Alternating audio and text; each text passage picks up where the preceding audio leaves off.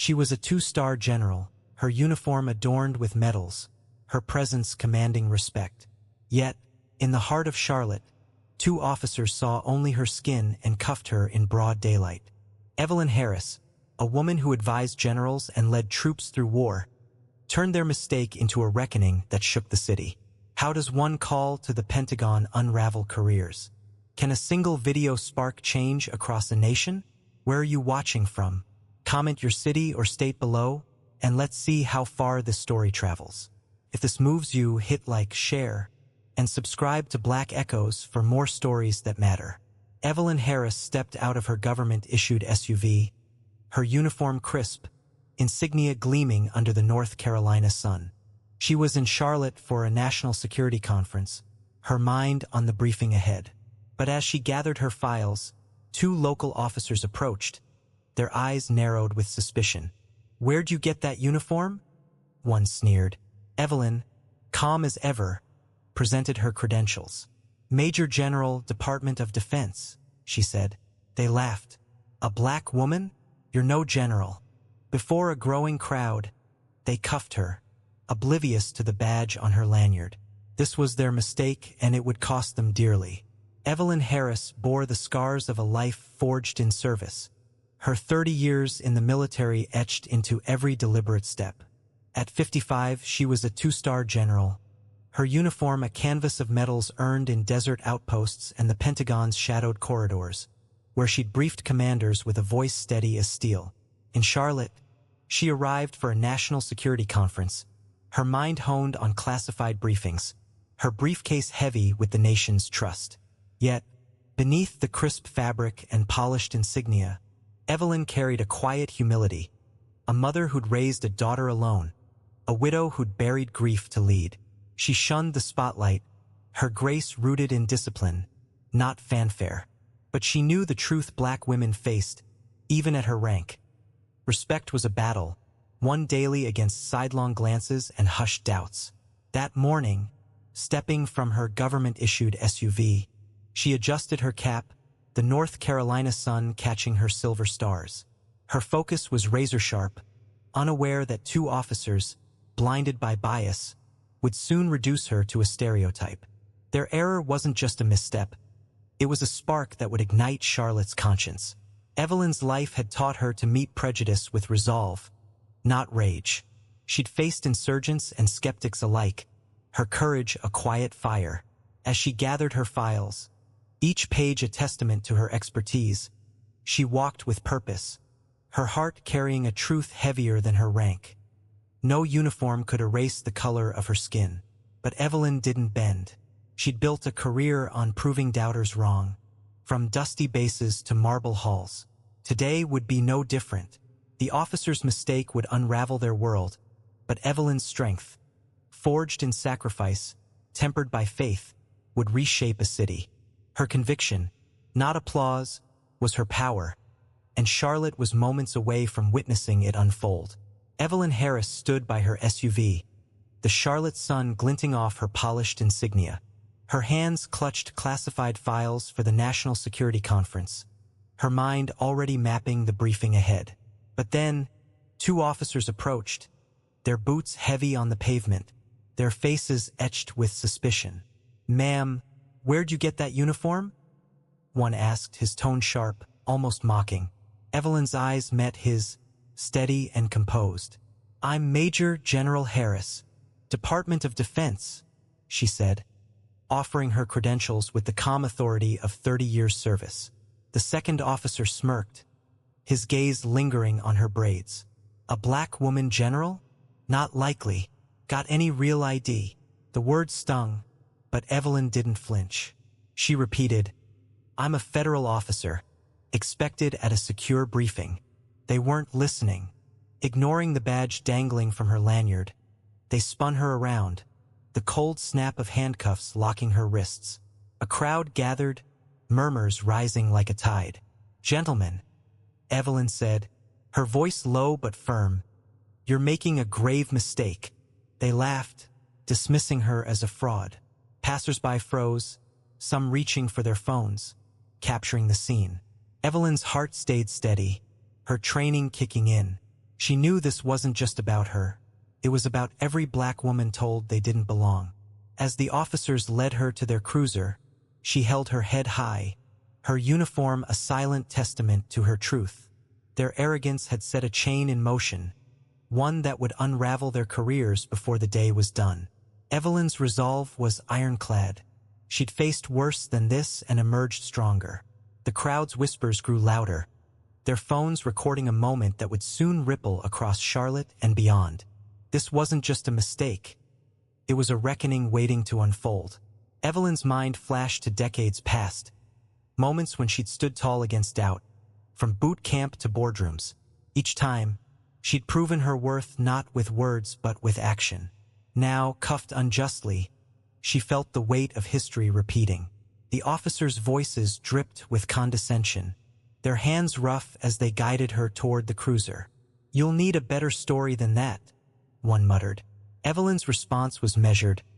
"My story is my service. Check my credentials." They didn't. The crowd's unease grew, a woman gasping, a man shaking his head. Evelyn caught their eyes, offering a nod that said, "I'm still here." Her dignity unshaken was her armor. She knew the truth would outlast this moment. As Evelyn Harris sat cuffed in the back of the police cruiser, the weight of the moment settled around her. The Charlotte street buzzed with onlookers, their murmurs a low hum against the officers' dismissive chatter. But one man, John Carter, a 60-year-old office clerk with graying hair and a quiet demeanor, couldn't look away. He'd been heading to lunch when he saw the scene unfold. A decorated general, a black woman, treated like a criminal. His hands trembled as he pulled out his phone, the camera capturing every second. "This ain't right," he muttered, his voice barely audible. John wasn't one for confrontation, but something stirred in him, a sense of duty, a flicker of outrage. He zoomed in on Evelyn's calm face, her eyes unwavering despite the cuffs. "Gentlemen," she said, her voice cutting through the noise, "this will be a short mistake with a long consequence." The officer scoffed, but John's heart raced. He sent the video to a friend at the local paper, his fingers fumbling but resolute. The crowd grew, some shouting, others filming. But John's footage was different, clear, steady, undeniable. He didn't know it yet, but his choice would ignite a firestorm. Evelyn, still seated, caught his gaze through the cruiser's window. A faint nod passed between them, a silent pact. John wasn't a hero, just a man who saw wrong and acted. His video, now racing toward the newsroom, would amplify Evelyn's truth. The officers, oblivious, joked about their catch, unaware that their actions were being etched into history. John's heart pounded as he pocketed his phone, stepping back into the crowd. He'd done his part, but Evelyn's fight was just beginning. Her composure, her quiet strength, lingered in his mind, a reminder that one moment of courage could shift the tide. The streets of Charlotte were about to learn that lesson, and John's shaky hands had helped set it in motion. John's thoughts churned as he stood among the onlookers. A lifetime in Charlotte had shown him prejudice in subtle forms. Glances, whispers, doors closed to some but not others. Seeing Evelyn, her uniform a beacon of honor, treated with such disrespect shook him. He remembered his own moments of silence, times he'd stayed quiet to avoid trouble. Not today. His video wasn't just footage. It was a stand. Evelyn's words echoed in his mind, her warning to the officers carrying a weight he felt in his bones. He glanced at the cruiser again, her silhouette calm against the chaos. John knew the risks. His boss might frown, his neighbors might talk, but he sent the video anyway. It was already spreading, a spark in a city ready to ignite. Evelyn Harris sat in the dimness of the police cruiser, her wrists still bound, the Charlotte air heavy with tension. But her mind was clear, her resolve unshaken. From her uniform's breast pocket, she eased out a secure satellite phone, its weight familiar from years of high-stakes missions. With steady fingers, she dialed Lieutenant General Mitchell, her superior at the Pentagon. "General," she said, her voice low and precise, "This is Major General Harris. I'm detained in Charlotte by local officers. It's a mistake, and it's being recorded." Mitchell's response was swift, his tone sharp with authority. He didn't ask for details. He didn't need them. Evelyn's word was enough. She laid out the facts: 2 officers, a crowd, a video. "Handle it," she said, and hung up. Outside, the officers leaned against their car, unaware of the storm she'd just unleashed. Evelyn's eyes flicked to the growing crowd, phones raised, capturing her truth. She knew John Carter's video was spreading, a spark now catching fire. Her call had set wheels in motion: Homeland Security, the Inspector General, the Pentagon's legal team. The officers' radios would soon crackle with orders they couldn't ignore. Evelyn adjusted her posture, her uniform crisp despite the cuffs. She'd faced worse than this. Deserts, war rooms, bias in every form. This was just another battle, and she fought with precision. The crowd's murmurs grew louder, their faces a mix of shock and anger. Evelyn's calm was her weapon, her rank her shield. She wasn't just a general. She was a force, and Charlotte was about to feel it. The officers' laughter faded as their radios hissed, a voice cutting through. Their faces paled. Evelyn's lips curved slightly. Not a smile, but a promise. They'd underestimated her, but the Pentagon hadn't. Her call wasn't just a report. It was a command, and it would end their careers before the sun dipped below the city's skyline. Evelyn's thoughts drifted to her early days, when she'd earned her stars through grit and sacrifice. Each medal on her chest told a story of battles won, lives saved. Now, in this cruiser, she fought a different war, one against ignorance. She glanced at the officers, their arrogance a fading echo. Her call to Mitchell wasn't just protocol. It was a line drawn in the sand. She knew the weight of her words, the power of her rank. The crowd outside grew restless, their phones a chorus of truth. John's video, she sensed, was already beyond Charlotte, a ripple becoming a wave. Evelyn's faith in justice held firm, her heart steady as the storm brewed. The Charlotte street pulsed with tension as the police cruiser's radio crackled to life. Units 17 and 22, stand by for immediate supervisor contact. Release the detained subject now. The officers froze, their faces draining of color. Evelyn Harris, still seated in the cruiser, adjusted her uniform with a quiet dignity, her wrists free at last. The cuffs had been a mistake, and now the consequences were closing in. The sergeant arrived, his breath short, his eyes wide as he recognized the 2-star general before him. "Ma'am, he began, but Evelyn raised a hand, her gaze steady. "Save your words for those who need them," she said. The crowd, now a sea of phones and murmurs, watched as she stepped out, her insignia catching the sunlight. John Carter's video was already spreading, its raw truth racing across Charlotte's networks, shared by onlookers and newsrooms alike. The officers stood rooted, their earlier arrogance replaced by dread. The Pentagon's response was swift, calls from Homeland Security, demands for accountability. Evelyn brushed off her sleeves, her composure a silent rebuke. The sergeant stammered, "This is going to internal affairs, ma'am." She nodded, her voice calm but firm. "It's going further than that." The crowd parted as she walked toward the conference building, her head high, her purpose clear. John's footage, now viral, carried her truth beyond the city, a beacon of justice that couldn't be ignored. The officers' careers were unraveling, their names tied to a moment of prejudice captured forever. Evelyn didn't look back.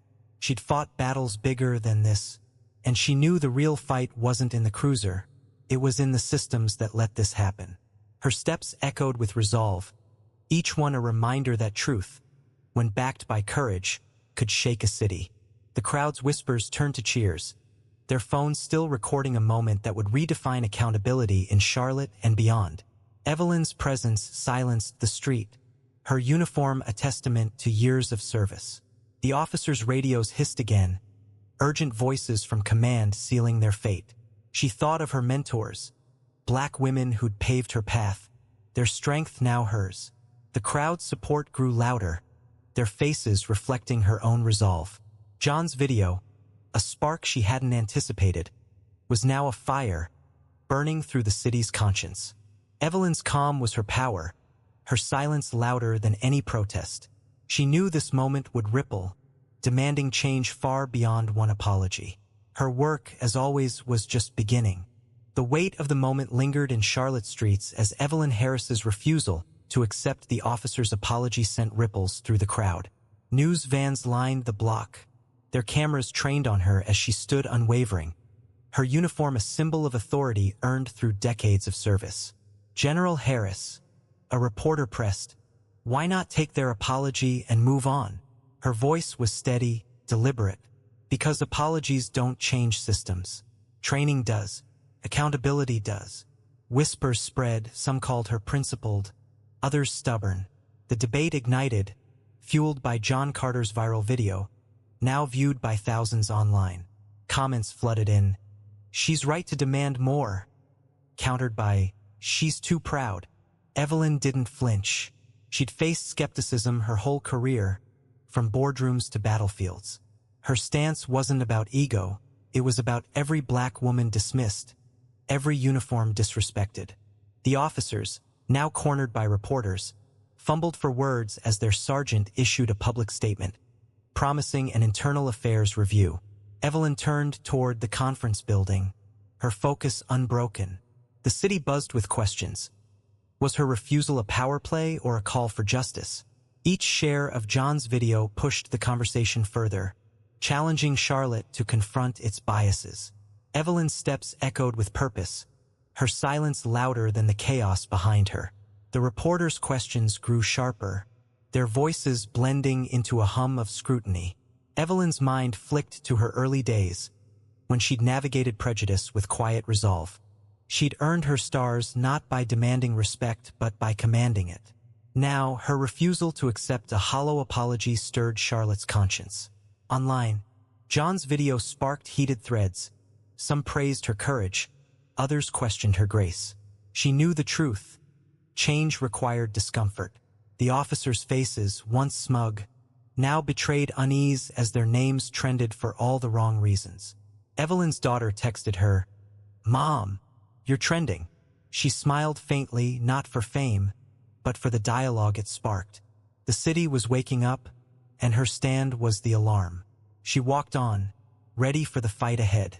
By day's end, Charlotte was a city transformed, its streets alive with the echo of Evelyn Harris's stand. The two officers were placed on immediate administrative leave, their names now tied to a viral video that exposed their prejudice. An internal affairs investigation launched, fueled by John Carter's footage and Evelyn's unyielding truth. The Pentagon's response was uncompromising. Major General Harris's treatment was an insult to her 30 years of service and a breach of protocol that demanded accountability. News outlets swarmed, headlines blazing. Decorated black general wrongfully cuffed in Charlotte. Pentagon call ends careers. Yet Evelyn sought no spotlight. She walked into her national security conference that afternoon, her uniform crisp, her focus sharp, as if the morning's indignity was a mere footnote. Her silence spoke louder than any press conference. Working with the Department of Defense, she pushed for nationwide training on racial bias and military protocol, her voice calm but resolute. "Respect isn't about skin," she told a room of law enforcement leaders. "It's about service." Her words, paired with John's video, now shared across police academies, became a mandate for change. Evelyn's fight wasn't for herself. It was for every black woman told they didn't belong, every uniform disrespected. The officer's dismissal came a month later, an investigation uncovering a pattern of bias that sealed their fate. Charlotte's mayor issued a public apology, but Evelyn's focus remained on reform. She collaborated on a Department of Defense video. "This is what a general looks like. This is what respect demands." It played in precincts and bases, a reminder that systems change when courage leads. Evelyn's humility, her refusal to bask in the headlines, made her stand taller. She wasn't after revenge. She was after progress. Her actions left Charlotte with a lesson. One woman's truth could shift a city's soul. The crowd that day, the reporters, the online debates, they all carried her message forward, a ripple of justice that refused to fade. Evelyn Harris walked through a Charlotte park, the late afternoon sun casting long shadows across her path. Her uniform was gone now, replaced by a simple jacket, but her presence carried the same quiet strength. She'd faced down prejudice in a cruiser, turned a city's gaze inward, and sparked a movement for change. Yet her thoughts weren't on the headlines or the viral video still circulating. They were on the countless others who'd face what she had. Black women, soldiers, anyone judged before they could speak. Her fight had always been bigger than one moment. Courage doesn't need a spotlight, she'd once told her daughter. It needs purpose. That purpose drove her now. She'd pushed for mandatory training across law enforcement, ensuring no officer could claim ignorance of a uniform's weight. But Evelyn knew real change started smaller, in workplaces, homes, everyday choices. When you see wrong, speak, she'd said in a Department of Defense address. Your voice, no matter how small, can shift the world. Her words resonated with Charlotte's people, from retirees to workers, who saw in her a mirror of their own quiet battles. She wasn't a hero seeking applause. She was one of them, standing firm. The city's debates, over her refusal to accept an apology, over John Carter's role, still buzzed online. What would you do? A commenter asked. Share your story below. Evelyn's lesson was clear. Justice begins when someone steps up, whether with a phone or a Pentagon call. Her daughter's text arrived. Mom, you changed things. Evelyn smiled, not for pride, but for hope. Every shared video, every conversation was a seed planted. For Charlotte's older generation, her story hit home. A reminder that standing for right, at any age, reshapes lives. Don't wait for permission, she told a local crowd. Act where you stand. Her legacy wasn't in the officer's dismissal or the headlines. It was in the people now asking, what can I do? That question, echoing through Charlotte, was her true victory, a call to action for anyone who'd ever felt unseen. Evelyn Harris adjusted her cap, her uniform sharp as she stepped into the Charlotte conference hall. The room hushed, heads turning, not for the morning's drama but for her presence. Steady, unyielding, a two-star general who'd faced down prejudice and walked taller. Applause rose, soft at first, then thunderous, but Evelyn's eyes stayed focused, her humility her strength. She turned a moment of injustice into a mandate for change, and Charlotte felt it. The officers' careers were over, their bias exposed by John Carter's video, now a beacon across news feeds and precincts. Online, debates raged. Some called her stance uncompromising, others called it righteous. What's your take? A post read. Comment below and share this story. Evelyn didn't linger on the noise. She spoke at the conference, her voice calm, commanding, outlining national security with the same precision she'd used to unravel the officer's mistake. Her fight wasn't for headlines, but for those who'd come after, soldiers, black women, anyone dismissed by a glance. She'd collaborated with the Pentagon on a training video, its message clear: respect the uniform, respect the person. It played in stations and bases, reshaping how a nation saw its own. Evelyn's legacy was in Charlotte's awakened streets, in the retirees who now spoke up at town halls, in the workers who shared her story. You don't need rank to make a difference, she'd said. You need resolve. Her daughter watched from afar, texting, "You're my hero." Evelyn's reply was simple, "Be yours."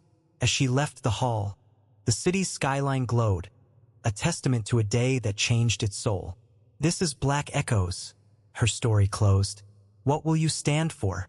Share this video, comment your thoughts, and subscribe to join us in telling stories that matter. Evelyn's steps echoed, each one a promise that courage, quiet and true, could move mountains.